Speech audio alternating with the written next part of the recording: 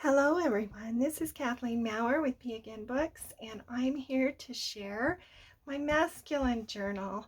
I don't often have masculine journals. I have people ask me quite often if I have books for men, and I don't very often.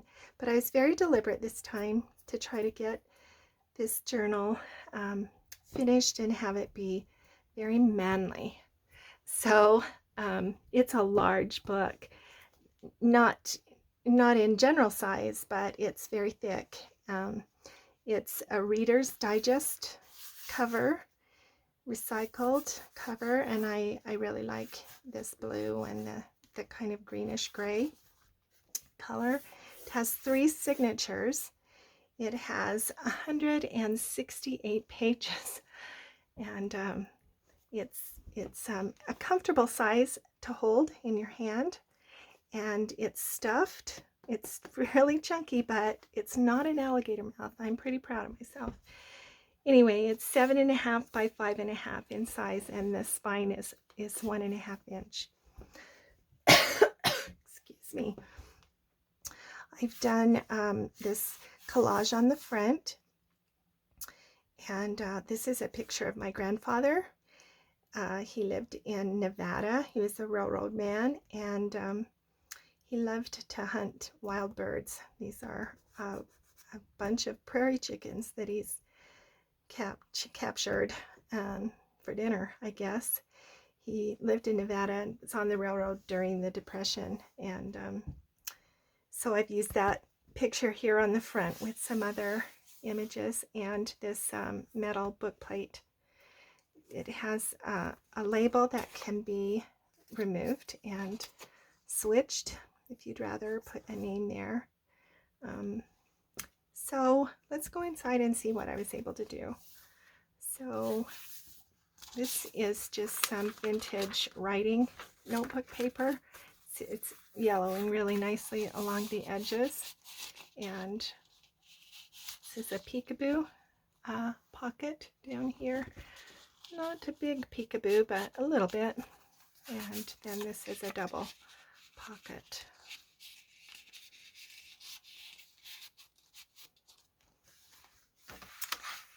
This is just a fold over tuck spot. So this is some journaling space here, and a vintage receipt that's blank, be journal on. And I just have folded this around the page to create this tuck spot.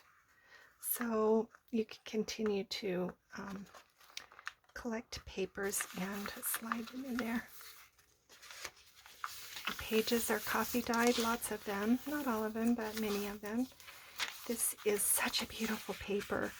It comes from an old book, and it has a linen finish. Just wonderful. It feels so pretty, and just a lovely gray color.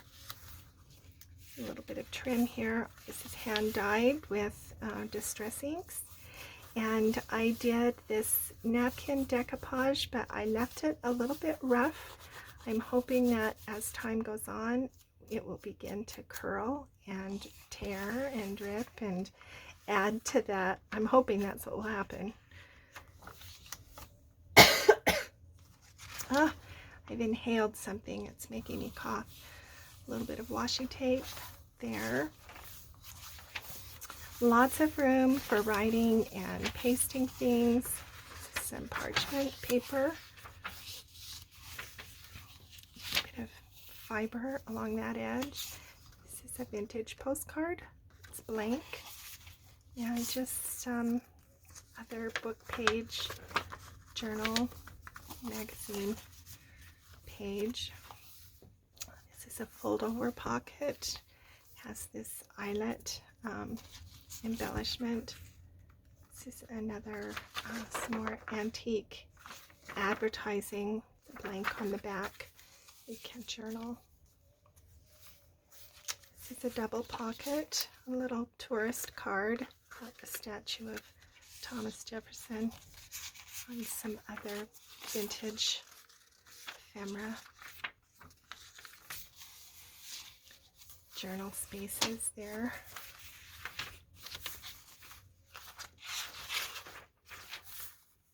I haven't done a lot of, decorating on these pages because I wanted to kind of leave it plain.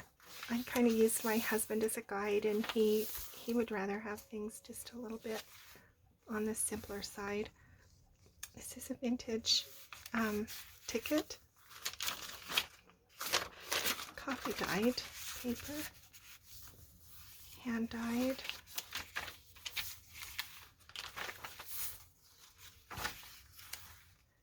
So there are just some touches here and there. It's a tab. This is a little envelope pocket. Some journaling paper in there. This is some braille paper, really interesting. Coffee dyed, and use this, I think it's faux leather trim, tie, something. This is, oh gosh, I just really like that. It was on the inside paper of an old book. This is some vintage stenographer's notebook paper. I don't have very much of that left. I'm running out, only have 3 or 4 sheets left, but I have included a piece of that in here because the color just matched so well. This is an antique wine label that I've used as a pocket. Here you can kind of see, I hope you can see, there's some gold touches and embossed label, just a journaling card and paper. This is plain, but the paper is really nice. It's from a vintage book. So some graph paper. This is hand dyed, and I've included these vintage stamps along the edge. This is an accordion page, so it kind of comes out, lots of room for pasting things. Then it just folds back in, and this is an encyclopedia book page. You can write, the text is very small, so you could just write over the top of that. And then I just folded it and put it over the corner there. This digital is from Stacy Belts. I am one of the team members on her design team, and this digital comes from the Writing to a Friend kit, I think. This antique receipt and a time check. I'm not sure what that would have been used for, but it's vintage. This is a library due date paper from an old book, 1975. Was the last time anybody checked that out. And this is a picture, a digital picture of my great-grandfather. He was a farmer in Idaho, up on the dry farms in southeastern Idaho, and they used, obviously, horses to do their farm work. And just some antique clocks.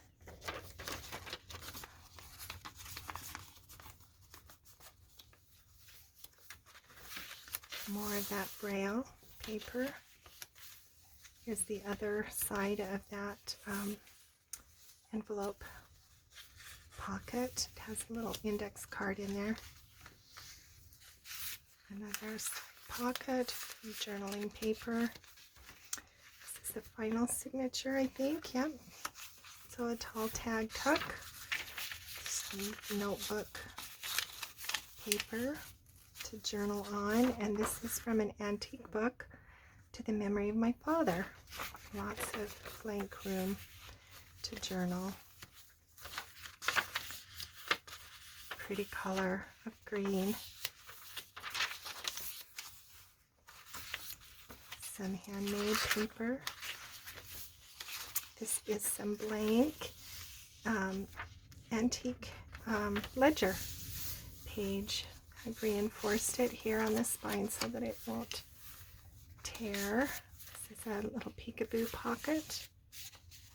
Haven't done a tutorial on that yet, but I plan to at some point. Just some hand-dyed journal paper.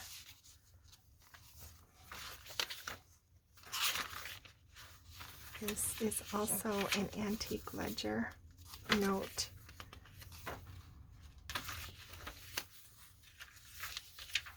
It has a really interesting feel.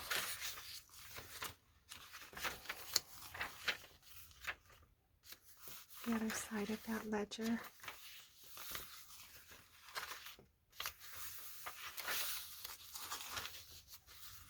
A couple pieces of ephemera. Some People, a book, 1971. A little bit of trim on that, and 1967. Dr. Watts gave a prescription. Let's turn that around like that. There we go. And last little bit of calendar. And one last little collage on the back page. And that's the end. There's the back cover. And it lays nice. I hope you've enjoyed this flip through, gotten some ideas maybe for your own journals. And this journal will be on my Etsy. So if you're interested, you'll find it there. Thanks for being with me. Always love to spend time with you.